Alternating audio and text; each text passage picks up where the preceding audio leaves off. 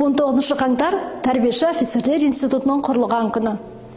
Олардың қарулы күштердегі рөлі қандай? Атқаратын маңызды қызметі не? Бұл туралы тәрбиеші офицерлердің өздерінен сұрап білетін боламыз. Біздің институтта жеке құрамды тәрбиелеудегі тәрбиеші офицерлердің рөлдері өте маңызды. Біздің басқарма негізі осы жеке құрамның бойында мемлекетімізді қорғауда, тарихи жерімізді қорғауда үлкен жұмыстар атқарады.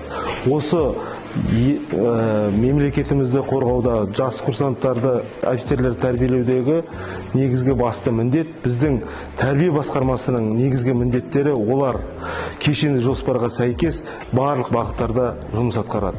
Ол идеологиялық бағыт болсын, тәрбие жұмысы болсын, не болмаса психологиялық сүйемелдеу жұмыстары болсын, осы барлық бағыттарда жұмыс атқарады. Және сонымен бірге мәдени орталықтармен тығыз байланыс жұмыстарын ұйымдастырады. Сонымен бірге біздер осы қарулы күштердің ардагерлерімен, отан соғысы ардагерлері, барлық түрдегі ардагерлерімен тығыз жұмыстар ұйымдастырылады. Жасөспірімдермен және әскери патриоттық клубтармен де жұмыстар ұйымдастырылады.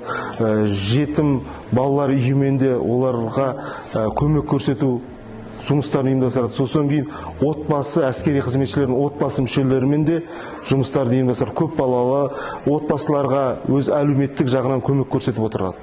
Какую роль играют офицеры-воспитатели в формировании патриотизма будущих офицеров? Я всегда говорил и буду говорить о том, что офицер-воспитатель является инженером человеческой души. И какая бы дорогая техника ни была, какое бы у нас оборудование ни было, всем этим управляет человек.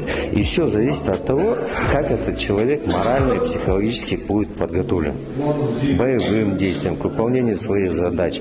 И именно вот это вот морально-психологическое состояние военнослужащих формирует офицер.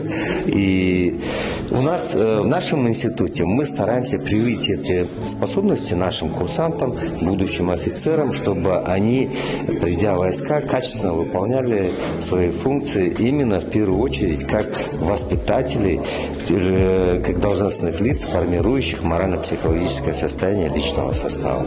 Какая работа проводится для поддержания высокой воинской дисциплины?